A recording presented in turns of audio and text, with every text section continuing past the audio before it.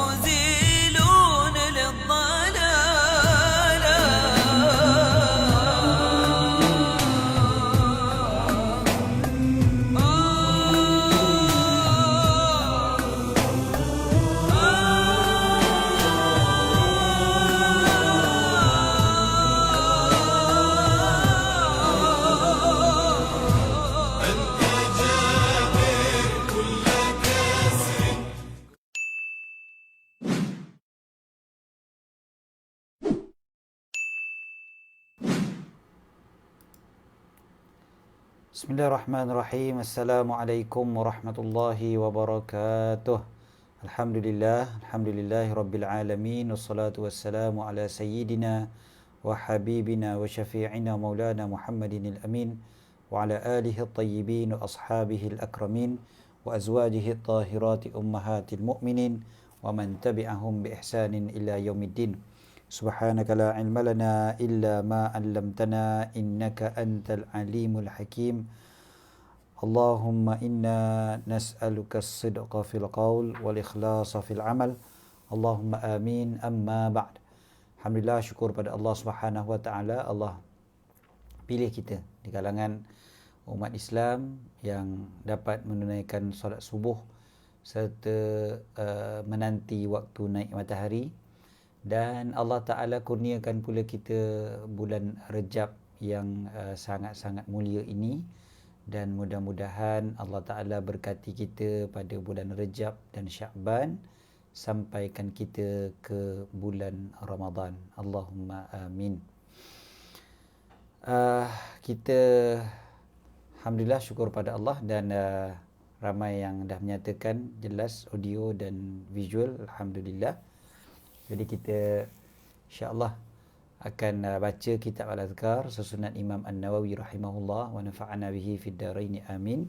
Kita masih lagi berbicara tentang saat-saat seseorang itu hampir-hampir meninggal dunia, ataupun bolehlah kita katakan ketika mana dirasakan bahawasanya masa untuknya di dunia ini dah tak lama dah.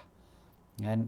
Jadi dalam keadaan macam tu, apa yang sepatutnya dilakukan oleh seseorang?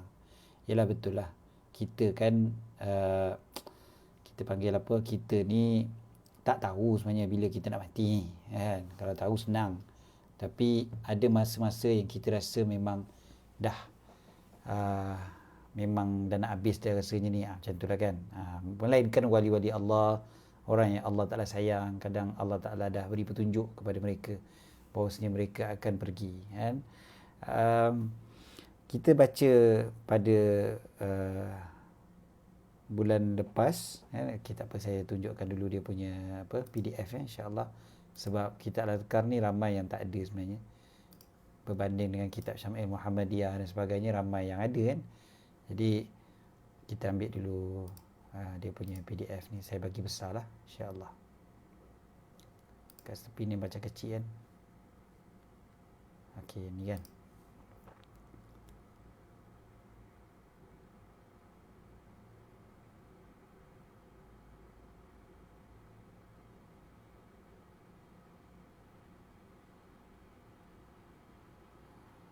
Okey, yang ni kita dah baca hari tu. Perenggan ni kita dah baca hari tu Kita dah baca ni.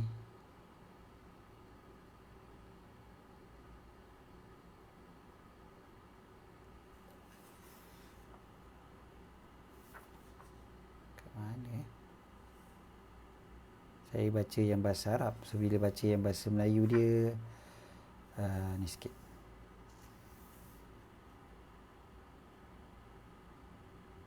Okey, yang ni hadis ni. Okey, ni dia. So betul lah, kat sini kita bacakan hari tu. Sepatutnya ia tidak akan menerima perbicaraan yang menyelewengkan daripada hal-hal tersebut di atas. Kita tengok dulu hal tersebut di atas Okey, yang ni. Kerana di saat-saat itu hendaklah ia memperbanyak kebaikan. Ni dah nak meninggal waktu dah nak meninggal dunia. Waktu kita dah nak meninggal dunia, disebutkan tentang kita baca Al-Quran, baca hadis Nabi SAW, kisah orang soleh, jejak langkah mereka ketika menghadapi hari kematian. Lepas tu banyakkan kebaikan, pelihara solat, jauhi najis dan sebagainya. Kemudian disebutkan sini, ketika itu hendaklah memupuk kesabaran yang lebih banyak dalam menghadapi kesulitan, serta jauhilah sifat memudah-mudahkan urusan agama. Memudah-mudahkan urusan agama. Maknanya macam buat dia ataupun rasa macam alah tak apa lah, aku kan sakit, tak payahlah semayang, macam tu lah lebih kurang kan. Ataupun rasa macam uh, orang tengah sakit ni tak payahlah banyak sangat baca Quran. Orang dah tengah sakit, tak payahlah zikir-zikir banyak-banyak sangat. Tidur je sudahlah, kan, dan sebagainya. Jadi jangan, jaga-jaga daripada meringankan urusan agama. Kita dah nak mati dah waktu tu. Rugilah kita kalau waktu tu kita meringankan. Kemudian disebutkan di sini, kerana sejahat-jahat kejadian bagi seseorang ialah melalaikan kesempatan terakhir. Melalaikan kesempatan yang terakhir, kan? Dan itu kira-kira kesempatan yang terakhir lah waktu kita hidup kat atas dunia ni. Cuma digunakan perkataan sejahat-jahat kejadian. Kalau ikut bahasa Arab disebut aqbahal qabaih ataupun min aqbahil qabaih, antara huduh yang sehuduh-huduhnya, antara perkara buruk yang paling buruk sekali. Yang jahat, paling jahat sekali adalah melalaikan kesempatan terakhir. Dan at-tafritu fima wajaba alaih au nudiba ilaih. Perkara-perkara yang baik, perkara yang diwajibkan, begitu juga perkara yang disunatkan. Dan kita biarkan saja. Kita rasa tak apalah. Sedangkan kita tahu dunia adalah ladang bagi akhirat. Kita tahu inilah dia peluang kita yang terakhir ni. Sekali tiba-tiba kita boleh biar-biarkan aja. Maka ini antara perkara buruk yang paling buruk sekali. Tapi kan di sana kadang-kadang ada orang yang ada orang pula yang pergi hasut. Bukanlah hasut macam mana, dia pergi cakap, Abah tidur je lah, tak payahlah bangun sembahyang, Abah tu kan tak sihat, macam itulah. Ataupun tak payahlah baca Quran, tak payahlah berzikir, tak payah, benda wajib tak payah, benda sunat tak payah. Okay, so benda macam ni Manawi cakap apa? Sebab kadang-kadang memang betul keluarga akan menghalang. Kadang-kadang ada setengah keluarga, kan, dia kata dia tak habis-habis lah dengan perkataan tak payah dia tu, dan konon-kononnya kerana kesian. Sedangkan kalau kita kesian, lagilah sepatutnya kita galakkan untuk dia beribadat. Sebab itu adalah momen-momen terakhir dia untuk mengumpul hasil di akhirat nanti. Hasil akhirat tu, kan. Lepas tu kita biarkan, kita kata biarlah, tak payahlah sebagainya. Kita cuba tengok. Disebutkan oleh Imam An-Nawawi rahimahullah wa nafa'ana bihi fid darain amin, qala wa yanbaghi lahu alla yaqbala qawla man yukhadhiluhu an shay'in mimma dhakarnahu fa inna hadha mimma yubtala bih wa fa'ilu dhalika huwa as-sadiqul jahilul aduwwul khafi fala yaqbalu takhdhilahu wa yajtahid fi khatmi umrihi bi akmalil ahwal. Ini antara benda yang kita dah bacakan pada bulan lepas sebenarnya, kita refresh. Jadi disebutkan sepatutnya dia tidak menerima perbicaraan tu. Kan orang yang cakap macam tu dia jangan dengar. Sebab memang walaupun benda tu kadang-kadang terjadi, orang yang dibuat demikian itu adalah teman yang jahil ataupun musuh yang halus. Antara dua je. Kan? Sama ada dia tu orang yang baik dengan kita, tapi dia jahil, dia tak reti. Jadi dia pun cakaplah dengan kita, kan, tak payahlah, relax lah, tidur lah, kan, macam tu. Ataupun musuh yang tersembunyi, musuh yang cemburu dengan kita, tak payah, biar kau mati dalam su'ul khatibah. Na'udzubillah. Jadi sama ada dia adalah kawan yang jahil ataupun musuh yang tersembunyi. So antara dua lah. Jadi jangan layankan. Mudah-mudahan kita mendapat husnul khatimah. Kita tengok pula yang di bawah. Disunatkan pula ia berwasiat kepada keluarga dan handai taulannya agar bersabar dalam menghadapi keadaannya, dan berwasiat kepada mereka agar bersabar kemudiannya dalam keadaannya yang sedang sakit dan akibat yang ditimbulkan olehnya. Ini pun kita dah sebutkan pada bulan lepas, macam mana kadang orang sakit tu kadang-kadang kan akan menyebabkan orang yang sihat tu pula yang hilang sabar. Jadi wasiat siap-siap supaya bersabar dan berwasiat sungguh-sungguh untuk mereka meninggalkan menangisi kematian, menangisi kematiannya. Sebab kita tahu dalam hadis Nabi SAW, al-mayyitu yu'adzabu bibuka'i ahlihi alaihi. Seorang yang telah meninggal dunia akan diseksa oleh sebab tangisan keluarganya kepadanya. Yang ni pun kita dah sebutkan pun sebelum daripada ni, bahawasanya yang dimaksudkan dengan tangisan itu bukan menangis sekadar mengalirkan air mata, bukan. Tapi maksud kat sini adalah meratap. kan, ratapan keluarga. Itu yang akan menyebabkan orang yang mati itu terseksa. Terseksa pula bukannya sebab tangisan itu semata-mata, bukan sebab keluarga tu buat salah, kita pula yang kena. Tak, Allah Ta'ala tidak akan zalimi seseorang dengan perbuatan orang lain pula tu, kan. Keluarga buat, aku pula yang kena pasal pula, kan. Tapi sebab dia tidak berpesan kepada keluarganya untuk jangan meratapi pemergiannya. Itu maksudnya. Bukan semata-mata menangis. Sebab ada orang kita kata jangan menangis langsung, air mata pun tak boleh menitik. Itu melampau. Air mata tak ada masalah, kan. Sebab Nabi SAW sendiri mengatakan innal aina tadma', sesungguhnya mata itu mengalirkan air mata. Ini hadis Nabi SAW yang sahih. Bila anak baginda Ibrahim meninggal dunia, kan Nabi SAW menangis. Nabi SAW menangis, mengalirkan air mata. So menangis ni benda biasa, kan. Jangan sampai kita kata tak boleh menangis langsung, melampau. Tapi habis tu hadis ni bibuka ahlihi, buka maksudnya tangisan.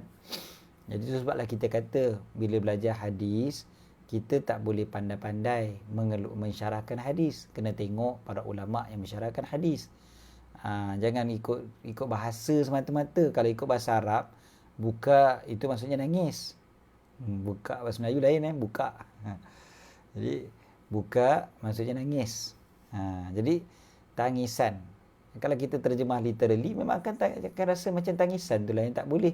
Tapi cuba kita tengok bila disebutkan di dalam syarah Imam An-Nawawi sendiri yang sebut dalam kitab Majmu', Imam Nawawi kata telah ijma', telah sepakat mengatakan bahawasanya yang dimaksudkan dengan tangisan adalah dengan suara dan ratapan, bukannya air mata. Jadi kita fahamlah kita kat situ, kan. Jadi kecuali yang tak boleh nak dikawal, kan. Kadang-kadang dia dah terlampau sangat tak boleh nak kawal. Tapi itu sebablah kita yang masih hidup ni, sebelum kita meninggal dunia, kita kena pesan, wasiat siap-siap supaya keluarga tu tenang menerima pemergian kita. Kita pun tak adalah nak dia seronok pula, buat kenduri kesyukuran pula, na'udzubillah.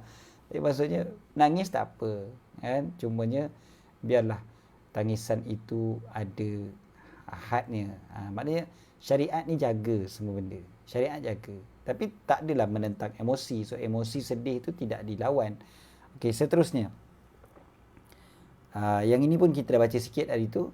Dan berwasiat kepada mereka akan bertindak kasih sayang kepada orang yang ia tinggalkan, seperti anak kecil, budak dan lain-lain. Budak kat sini maksudnya hamba sahaya, jariah dan sebagainya.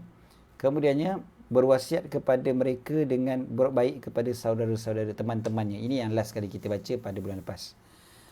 Berwasiat kepada mereka dengan berbuat baik kepada sahabat-sahabatnya, teman-teman sejawatan dia sebut kat sini, kan. Hanya kawan-kawan, asdiqaihi.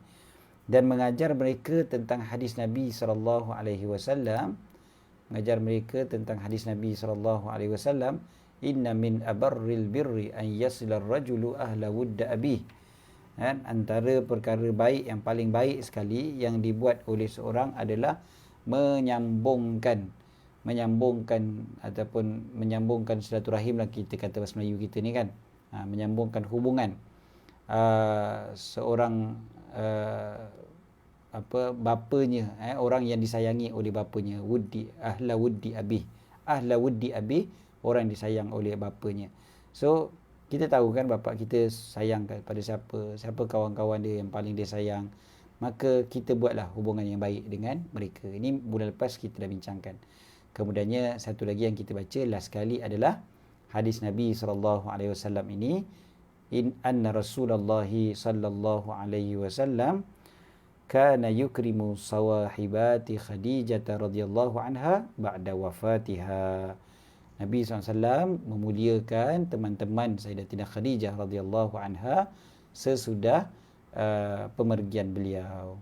Kemudiannya barulah kita baca hari ini apa yang disebut oleh Imam Nawawi, wa yustahabbu lahu istihbaban mutaakkadan an yusiyahum bijtinabi ma jaratil 'adatu bihi minal bid'ah fil janaiz wa yu'akkida 'alaihimul ahda bidzalik wa yusiyahum bita'ahudihi bid-du'a wa alla yansawhu litulil amad.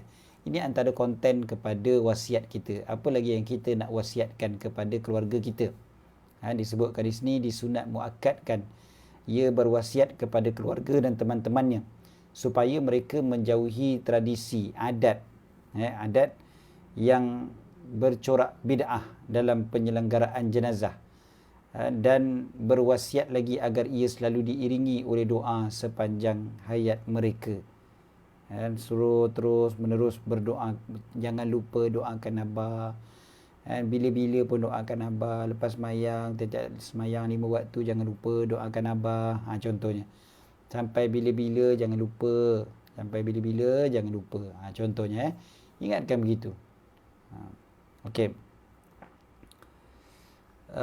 Berkaitan dengan perkara-perkara yang dituliskan sini tentang Imam Nawawi kata pesan supaya jauhi daripada adat yang termasuk daripada bid'ah pada jenazah. Maka perhatikanlah, antara bid'ah pada jenazah adalah mungkin ketika jenazah tu ada anak keluarga yang telah berebut harta benda dan sebagainya. Begitu jugalah dari segi pengurusan jenazah itu sendiri, ada tradisi-tradisi tertentu pada budaya, pada kaum-kaum yang tertentu. Alhamdulillah banyak bid'ah-bid'ah ni semua telah terhapus. Apa yang kita tengok dekat tempat kita, alhamdulillah, masya-Allah, orang yang jaga yang uruskan jenazah ni, masya-Allah, kebanyakannya semuanya buat berdasarkan kepada sunnah. Masya-Allah, memang saya tengok alhamdulillah lah, bagus apa yang dibuat. Cuma kadang-kadang tu adalah sikit satu dua benda yang kita boleh improve lagi. Contohnya mencepatkan jenazah tu pergi hantar ke kubur, ataupun orang lelaki dengan orang perempuan yang bercampur aduk kadang waktu jenazah tu ada kan. Jadi pengurusan jenazah tu elok dah. Tengah pengurusan jenazah tu orang lelaki orang perempuan bercampur aduk, punyalah rapat-rapat persentuhan lelaki perempuan untuk cium jenazah dan sebagainya kan. Itu antara perkara yang dah dikira sebagai bid'ah, yang Nabi SAW tak ajar benda tu. Okey, seterusnya apa lagi perkara yang sepatutnya kita pesan kepada mereka, kepada keluarga kita adalah yang kita disunatkan untuk berpesan kepada mereka adalah wa istahabbu an lahu an yaqula lahum fi waqtin ba'da waqtin, daripada masa ke masa memang disunatkan untuk kita ingatkan kepada mereka. Disebutkan sini setiap saat. Apa dia? Apa yang kita nak pesan? Mata ra'aitum minni taqsiran fi syai' nabbihuni alaihi birifqin wa addu ilayya an-nasihata fi dhalik fa inni mu'arradun lil ghaflati wal kasali wal ihmali fa idza qassartu fanashituni wa awinuni ala uhbati safari hadzal ba'id. Allah, bila saja kalian melihat aku melakukan kekurangan, ada kekurangan-kekurangan pada diriku, pada sesuatu, ingatkanlah aku dengan cara yang halus, dengan lemah lembut. Masa di sini nasihatlah aku tentang perkara tersebut, sebab aku banyak diganggu oleh kelalaian, kemalasan dan menganggu. Menganggu tu dia kat sini. Bukanlah menganggu, ihmal ni macam membiarkan, biarkan. Fa iza qassartu fanashituni, apabila aku jadi macam malas, lalai, maka rajinkanlah aku, nasyituni, doronglah aku, motivasikan aku, dan bantulah aku mengisi persiapan musafirku yang jauh ini. Jadi ini antara perkara yang memang kita kena ingatkan juga keluarga kita supaya menguatkan kita dari masa ke semasa. Kadang-kadang kita lemah, kan? Takut kita akhir-akhir hayat kita pula kita lemah dan tak ada orang yang nak menguatkan kita, kan? Ada masa yang kita tengah rajin buat ibadat. Saya rasa semua kita macam tu, betul tak? Kan? Ada masa-masa kita rajin buat ibadat, masya-Allah, macam-macam zikir, macam-macam wirid, pagi, petang, siang, malam kita baca.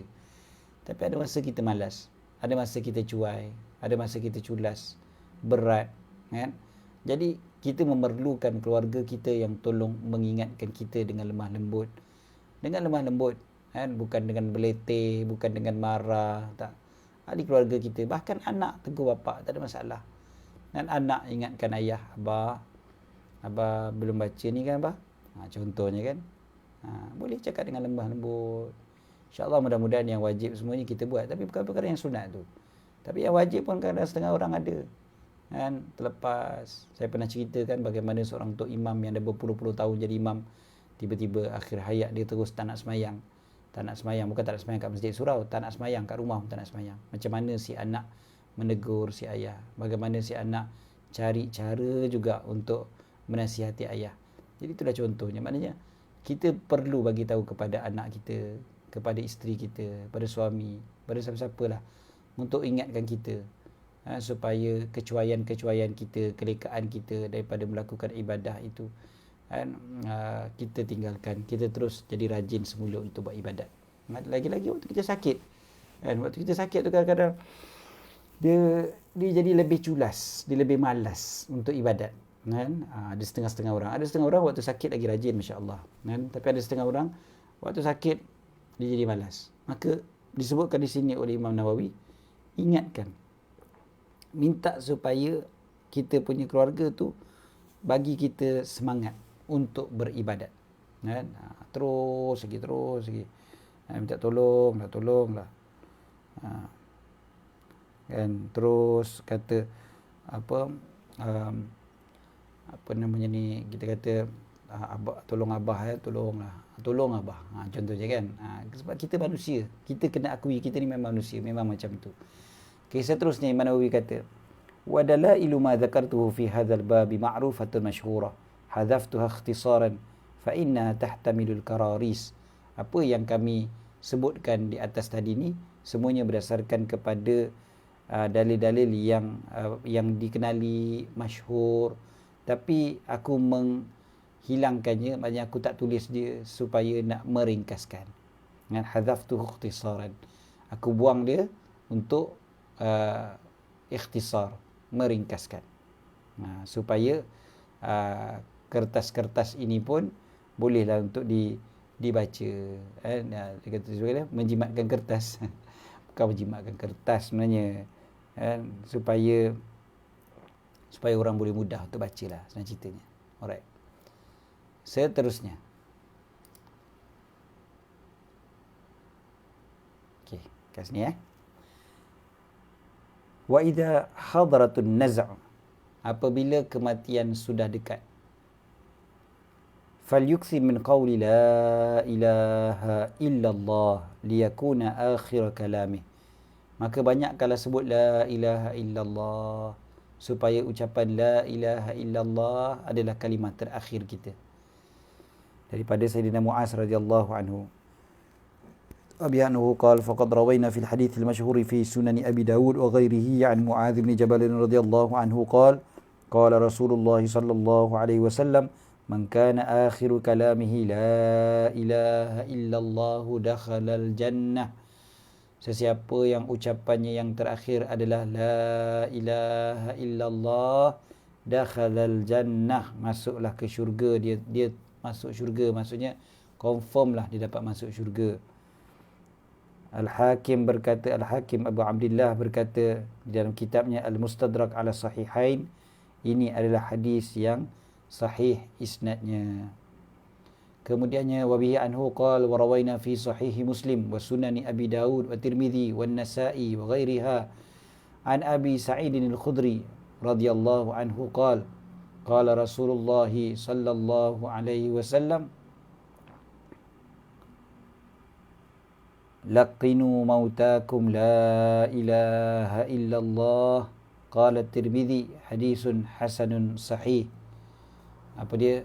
Talqinkanlah, yakni ajarkanlah orang-orang yang menghadapi kematian di antara kalian dengan kalimah la ilaha illallah.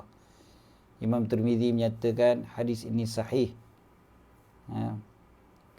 وبه عنه قال وروينا في صحيح مسلم أيضا من رواية أبي هريرة رضي الله عنه عن رسول الله صلى الله عليه وآله وسلم.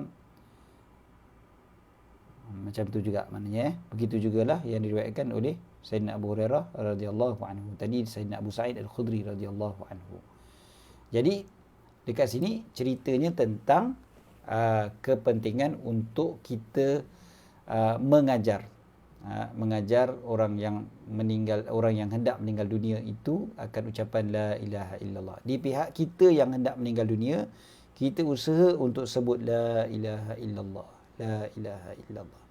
Ingat sangat-sangat supaya akhir kalam kita adalah la ilaha illallah, la ilaha illallah. Kan? Orang yang hidup pula, yang sihat, maka Nabi SAW pesan, laqinu mautakum la ilaha illallah. Ajarkanlah kepada orang yang hendak meninggal dunia, laqinu, talqinkan. Talqin kat sini ni maksudnya ajarkan supaya ikut. Itu maksud talqin. Talqin bukan yang selepas meninggal saja, bukan selepas ke bumi saja. Maksud talqin adalah seseorang bercakap yang seorang tu ikut.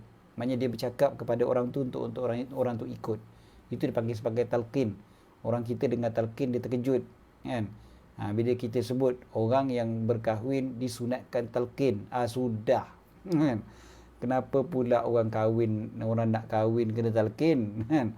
Rupanya maksud talqin orang kahwin tu adalah seorang guru akan mengajar kepada wali yang nak menikahkan anaknya supaya ikut. Okay, kau ikut cakap aku, kan? Aku nikahkan engkau dengan macam tu. Jadi yang Tok Kadi tu lah, kan, ataupun orang alim tu, dia akan mengajar. Jadi wali tu tak susah. Zaman kita sekarang dia lagi senang, dia letak kertas siap-siap, dah print dah. Nah, baca ya. Pakcik baca ni. Habis cerita. Tapi kalau dulu kan nak tulis semua tu mungkin leceh sikit. Jadi dia kata, okeylah, ikut saya. Ikut je dah. Dia pun cakap pada pengantin lelaki, okey, kamu ikut pula saya. Saya terima. Nikahnya sekian dengan mahar sekian. Contoh kan. So dia pun sebutlah ikut macam tu. Jadi itu dipanggil sebagai talqin juga. Talqin maksudnya seorang bercakap yang seorang tu untuk seorang tu ikut. Itu maksud talqin. So laqinu mautakum la ilaha illallah. Talqinkan mayat kamu la ilaha illallah. Maksudnya ataupun mautakum, mayat tu bukan mayat maksudnya orang yang hendak mati. La ilaha illallah.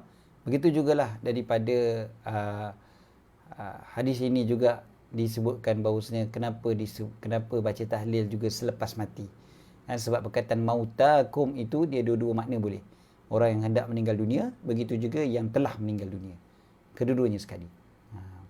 Jadi abai kalau orang yang kata tahlil tu bid'ah apa semua tu cakap je dengan dia, pakcik kata bid'ah, tak apa, nanti pakcik mati saya kuburkan je, saya tinggal je, saya tak akan baca apa-apa. Macam tu je, kan? Terus gaduh. Okey. So laqinu mautakum la ilaha illallah. Ajarkan kepada orang yang nak meninggal dunia perkataan la ilaha illallah. Kemudiannya Imam An-Nawawi sambung lagi bagaimana caranya. Kalau ini para ulama menyatakan, qala al-ulama'u fa in lam yaqul huwa la ilaha illallah laqanahu man hadarah wa yulqinuhu birifqin makhafatan min ay yadjara fayaruddaha wa idza qalaha marrah la yu'iduha alayhi illa ay yatakallama bikalamin akhar. قال أصحابنا ويستحب أن يكون الملقن غير متهم لئلا يخرج الميت ويتهمه.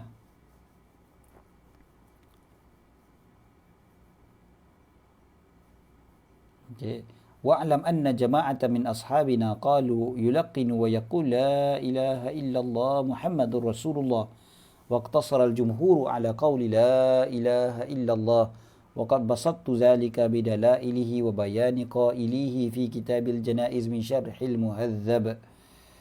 Okey. Seterusnya para ulama menyatakan, jika orang mana ni? Jika orang yang menghadapi saat kematian itu tidak mengatakan la ilaha illallah, maka orang yang hadir di sekitarnya mengajar kalimah itu dengan cara yang lembut. Kerana ditakutkan kalau kalimah-kalimah itu ditolaknya jika diajarkan dengan keras. Okey. So, macam mana cara dia? Bila orang tu tak nak sebut, kan? Jangan dengan kekerasan pula. Pak, Sebut la ilaha illallah, Pak. Pak, sebut la ilaha illallah. Sebut la ilaha illallah. Jangan begitu. Dengan cara yang lembut. Wa yulaqinuhu birifqin. Dengan lemah lembut. Kemudiannya supaya orang tu tak melawan. Bahaya juga kan kalau tiba-tiba dia melawan pula. Korang ni malas aku. Dia ialah bila dengan keras kan, kadang-kadang keras itu dibalasnya keras juga. Jadi jaga-jaga, jangan lebih-lebih sangat. Cakap lemah lembut gitu kan. Lagi apa? Dan tak perlu nak diulang-ulang lagi. Kalau dia dah sebut la ilaha illallah, tak perlu nak ulang lagi dah. Diam je. Sebut la ilaha illallah. Kadang-kadang suara kita memang kena kuatkan sikit supaya dia dengar. Kadang-kadang yang orang yang nak meninggal tu pun telinga tak apa nak dengar dah, contoh kan. Kuatkanlah sikit, tapi kuatkan sikit tu bukan dengan keras. Beza keras dengan kuat. Keras ni la ilaha illallah. Tu kan keras. Kalau kuat la ilaha illallah. Tu kuat tapi tak keras. Lain ataupun kalau boleh lembut, lagi slow suara, lagi slow lagi bagus. Macam tu. Okey, kemudiannya kalau dia dah sebut, kita nampak dia sebut kan, mulut dia berkumat kamit dah, la ilaha illallah. Dah, kita biarkan. Walaupun lepas 1 jam, lepas 2 jam baru dia meninggal. Kecuali disebutkan, kecuali kalau dia bercakap-cakap pula. Illa ayyatakallama bikalamin akhar. Kecuali dia bercakap pula. Contoh, tolong ambilkan air. Contoh kan, dia dah sebut gitu. Maka lepas kita bagi dia air, ulang balik. La ilaha illallah. Kan? Kita ulang balik. Supaya dia boleh sebut. Supaya benda tu jadi perkataan terakhir dia. Kan kita dah sebutkan tadi tentang orang yang akhir kalamnya, man kana akhiru kalamihi la ilaha illallah dakhalal jannah. Yang itu yang kita nak sangat. Mudah-mudahan Allah Ta'ala jadikan kita di kalangan mereka tu. Mereka yang dapat sebut la ilaha illallah sebelum mati. Dan akhir kalam kita adalah la ilaha illallah. Allahumma ja'al akhir kalamina la ilaha illallah. Okey. Allahumma amin. Seterusnya, yang ni tak ada dalam terjemahan tu. Bukan tak ada dalam terjemahan, tak ada scan. Dan apa dia? Yang paling baik adalah orang yang mentalkinkan itu bukan orang yang tertuduh, supaya tidaklah keluar si mati dalam keadaan keluar kesimanya meninggal lah. Dalam keadaan dia menohmah orang tersebut. Contohnya, orang tu dah dikenali sebagai tak sabar-sabar nak tunggu yang seorang lagi meninggal. Kan? Seorang anak yang tak sabar-sabar bapak dia meninggal. Bapak tahu dah, anak aku ni memang tak sabar aku mati. Tak habis-habis tanya kat doktor bila bapak saya nak mati. Contoh kan. Jadi dalam keadaan macam tu, maka bukan orang tu, bukan anak tu yang sewajarnya sebut la ilallah kat si bapa. Biar orang lain. Kan? Supaya tidaklah si ayah itu mati dalam keadaan hatinya menohmah orang tu. Walaupun mungkin anak tu waktu tu tak ada dah rasa macam tu. Dia dah sedih-sedih dah bapak nak mati, sedih. Tadi tak sabar-sabar, tiba-tiba bila bapak nak mati baru sedih. Jadi walaupun dia tak ada rasa apa pun, bila sebut la ilaha illallah tu memang ikhlas dia nak bapak dia cakap la ilaha illallah. Tapi sebab kita risau hati si ayah tu. Jadi bila risaukan macam tu, jadi jangan bagi dia yang sebut la ilaha illallah. Cari adik-beradik yang lain. Cari anak-anak yang lain. Yang ayah lebih senang, lebih suka dan sebagainya. Tohmah tu bahaya. Nanti sekarang dia tak nak sebut la ilaha illallah sebab apa? Kau tak sabar nak aku mati dah tu, suruh aku sebut la ilaha illallah. Sudah. Na'udzubillah. Dia takut-takut macam tu pula dia rasa. Dia tak nak sebut la ilaha illallah sebab apa? Sebab dia ingat anak dia tu tak sabar-sabar dia nak mati. Kan bahaya tu kalau macam tu. Okey. Seterusnya, apa lagi Imam Nawawi sebut dalam kitab ni yang tak ada dalam terjemahan. Antaranya juga adalah dan ketahuilah bahawasanya jamaah daripada para ulama mazhab Syafi'i, sekumpulan daripada ulama mazhab Syafi'i berkata, disebutkan la ilaha illallah Muhammadur Rasulullah. Tetapi jumhur, majoriti para ulama mazhab Syafi'i mengatakan sebut la ilaha illallah sahaja. Tak payah sebut Muhammadur Rasulullah sekali kepada orang yang hendak meninggal dunia. Okay, saya jawab soalan dulu sebab kita pun matahari pun dah naik dah. Antaranya adalah Ustaz Lan Bono tanya, adakah ucapan akhir kalam ini kena dilafazkan oleh orang yang nak mati? Kalau dia tak mampu cuma disebut dalam hati sahaja, macam mana tu ya? Kalau tak mampu, tentu sekali lah Allah Ta'ala maha mendengar, Allah Ta'ala maha mengetahui, Allah Ta'ala tahu yang dia dah sebutkan la ilaha illallah tu dalam hati dia. Cuma kita yang hidup ni kan kita tak tahu, so kita keep ajalah kan. Lepas dia tak sebut juga la ilaha illallah, kejap lagi kita ulang balik la ilaha illallah, la ilaha illallah, la ilaha illallah kan. Dia tak nak sebut juga, tak apa, kejap lagi dah tanya la ilaha illallah, la ilaha illallah kan. Jadi walaupun dia tu sebab kita tak tahu dia dah nak meninggal kan, hanya dia sebut dalam hati ke tak sebut dalam hati kita tak tahu. Jadi kita yang hidup ni, kita cuba sedaya upaya untuk mengajar seberapa yang boleh. Okay. Kalau tapi bukan bermakna siapa yang tak sebut la ilaha illallah tu masuk neraka. Jangan pula salah faham. Hadis ini jangan pandai-pandai kita tafsir macam tu. Kan? Ada orang yang sebut, dia kata apa? Orang yang sebut, dia kata macam mana? Dia mati tak sempat mengucap. Kan? Orang kita sebut mati tak sempat mengucap dia Ustaz. Ish.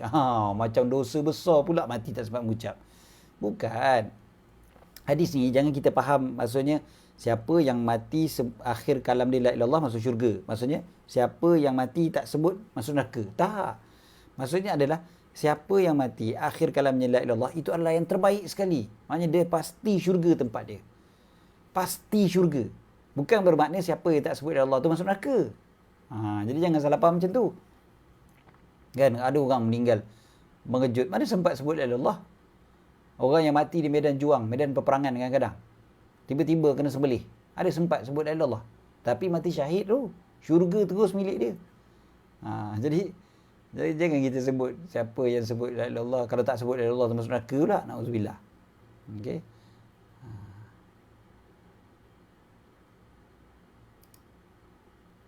Okey, saya baca dulu soalan yang lain insya-Allah.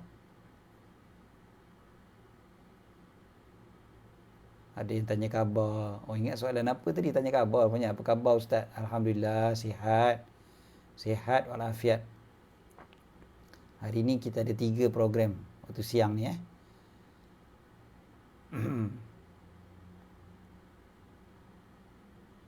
Tengah mencari soalan. Ustaz, alhamdulillah dapat ikuti kuliah Ustaz pada hari ini.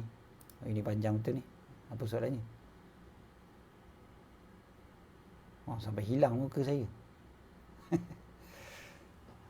Bukan soalan. Mari kita betulkan niat. Alhamdulillah. Terima kasih banyak-banyak kepada Haril Ikzan yang mengingatkan kita supaya betulkan niat, ikhlaskan hati dalam menuntut ilmu kepada Allah dan mengharap keridaan Allah, dimudahkan kefahaman dan pengajian. Masya-Allah. Okey, Cikgu Syahiran tanya apa Cikgu? Doa yang ucap iaitu akhir kalam dengan syahadah tu ada ke dalam kitab ni? Doa yang Ustaz ucap iaitu akhir kalam dengan syahadah tu ada ke dalam kitab ni? Okey. Tak ada. Yang saya doakan tadi tu tu tak ada. Allahumma ja'al akhir kalamina minad dunya la ilaha illallah. Ya Allah, jadikanlah, sebut Melayu tak apa. Ya Allah, jadikanlah akhir perkataan kami atau perkataan terakhir kami dalam kehidupan dunia ini kalimah la ilaha illallah. Kan? Doa macam tu. Bahasa Melayu pun tak apa. Cuma kalau nak yang bahasa Arab juga kejap.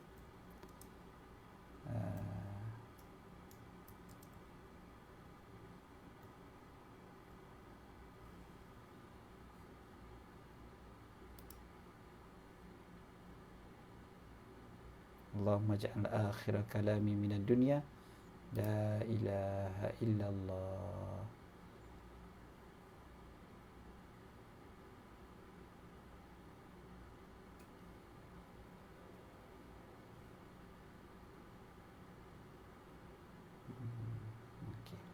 kot.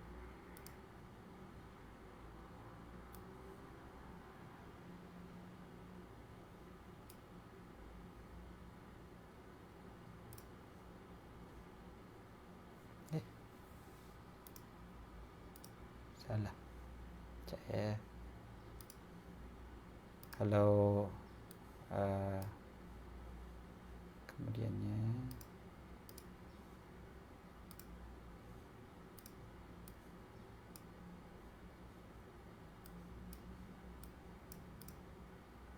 okey. Besar. Kalau tak nampak lagi tak tahulah. Okey. Allahumma ja'al akhir kalami minad dunya la ilaha illallah. Ya Allah, jadikanlah kalimah terakhir aku daripada dunia la ilaha illallah. Okey. Boleh tu InsyaAllah. Allahumma ja'al akhir kalami minad dunya la ilaha illallah. Okay, tak ada baris saya kat situ tak apa. Kalau boleh screenshot sekarang screenshot sekarang. Jadikan handphone kita secara ke tepi kan, apa nama ni, menyengit dia panggil. Okey. Saya lupa je perkataannya. Okey. Dan kita lepas tu screenshot. Okey. Allahumma ja'al akhir kalami minad dunya la ilaha illallah. Boleh insyaAllah Cikgu Syairan. Okey, soalan hujung-hujung ni insyaAllah. Kita nak berhenti dah ni. Saya kata, Ustaz, apa perlu kita lakukan ketika si jenazah meninggal di waktu maghrib? Sebab si jenazah akan bermalam sepanjang malam. Sebab kebiasaan si keluarga mati akan menunggu sampai ke pagi subuh. Terima kasih. Biasanya kadang-kadang kalau waktu malam ni, ialah orang nak uruskan jenazah tak ada. Kalau ada orang yang boleh uruskan jenazah, malam tu meninggal, malam tu jugalah ke bumi sebenarnya. Kalau boleh ke bumi malam. Kadang-kadang dekat setengah-setengah perkuburan dia tak boleh. Dia tak sediakan perkhidmatan untuk ke bumi waktu malam. Kan lampu flash tu tak ada, spotlight tu kan. Spotlight tu tak ada. Ataupun orang yang nak tolong gali kubur pun tak ada, dia dah balik kan. Dia balik sampai pukul 5 petang je kerja, contohnya lah kan. Jadi tak boleh nak uruskan jenazah tu pada waktu malam. Jadi pagi barulah diuruskan. Jadi apa yang kita buat sepanjang malam tu? Tahlil lah. Baca tahlil. Baca tahlil jangan lupa. Terus menerus baca tahlil. Baca Yasin. Yes, baca Yasin. Yasin tu penting. Kan? Laqinu mautakum. Salah satu daripada hadis yang lain, bacakanlah kepada ataupun iqra'u, bacakanlah kepada orang yang mati di kalangan kalian surah Yasin. So, baca surah Yasin. Baca Yasin. Ulang-ulang baca Yasin. Itulah yang paling mudah pun untuk kita pun. Kalau boleh khatamkan 30 juzuk terus, khatamkan 30 juzuk terus. Baca Quran. Jangan mengumpat, jangan bising, jangan sembang itu ini dan sebagainya. Kan? Baca Quran, baca zikir dan sebagainya. Dan surah Yasin antara yang paling afdal sekali. Orang yang memandu ataupun menunggang motosikal sentiasa baca la ilaha illallah sentiasa, kemudian meninggal akibat kemalangan, itu juga dikira ucapan terakhir dia. Ya betul. InsyaAllah kalau dapat macam tu. Kan, la ilaha illallah, selagi mana tak diselang dengan perkataan yang lain. Selagi mana tak diselangi dengan perkataan yang lain. So bila disebut perkataan yang lain, maka sebut semula la ilaha illallah, maka jadilah akhir kalam. La ilaha illallah. Okey. Lagi soalan apa lagi? Ustaz, kat mana saya nak dapatkan kitab ini? Mana dapat kitab ni Intim ada terbit juga rasanya, kan? Terjemahan Al-Azkar Intim pun ada terjemah, ada terbit. Galeri Ilmu saya tak pasti ada ke tak. Telaga Biru pun ada juga rasanya, kan? Terjemah. Boleh cari kat Shopee lah. Cari kat Shopee, insya-Allah ada. Al-Azkar Imam An-Nawawi.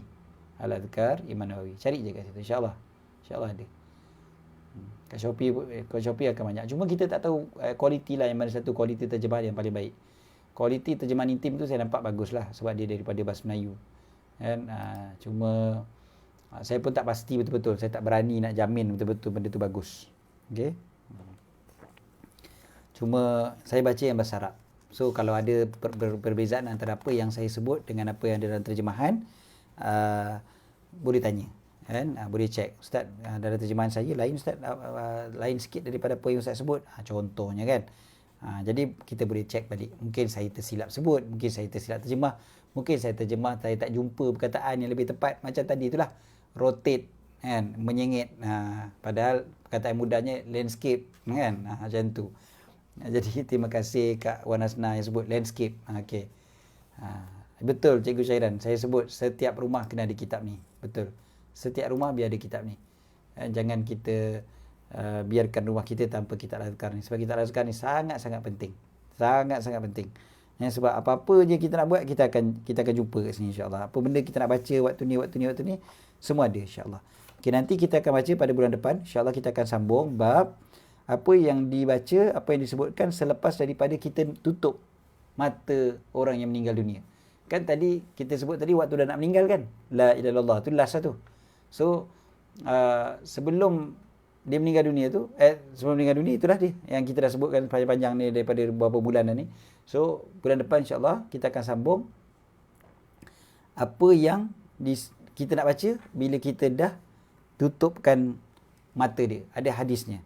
Dan kemudiannya apa yang kita nak baca pula dekat sisi orang yang telah meninggal dunia. Yang tadi soalan tu kan. Soalan tadi kan kita dah baca Yasin semua, tapi ada doa dia. Doa-doa apa yang nak baca tu pun ada. Pada bulan depan insya-Allah kita akan bacakan apa doa yang kita perlu baca di sisi orang yang telah meninggal dunia. Jadi kadang-kadang kita sebelum kita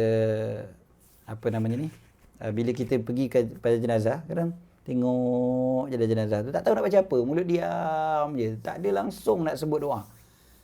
Kita risau nanti kita mati pun orang buat macam tu juga, naya kita memerlukan doa daripada orang ramai waktu tu. Nanti kita akan baca insya-Allah apa dia yang patut kita buat ketika menziarahi orang yang telah meninggal dunia, apa yang kita nak baca, dan juga kita nak sebut apa kepada keluarga si mati. Itu semua kalau sempat kita baca pada minggu depan, insya-Allah. Okey. Aisyah tanya soalan, sempat insya-Allah jawab sikit. Kalau sebut Allah je akhir kalam tu okey ke ustaz? Yalah, boleh, itu memanglah memanglah baik kan sebut Allah pada akhir kalam. Tapi hadis tadi sebut la ilaha illallah. Jadi paling tidak sebut la ilaha illallah. Nama kitab ni apa? Nama kitab ni adalah Al-Azkar, Al-Azkar Imam An-Nawawi. Kak Ongit Zarina kata akan usahakan untuk dapatkan kitab ni, masya-Allah. Mudah-mudahan Allah Taala mudahkan supaya dapat membeli kitab Al-Azkar Imam An-Nawawi. Cari je lah dalam Shopee dan sebagainya, insya-Allah ada. Zaman kita mudahan, alhamdulillah.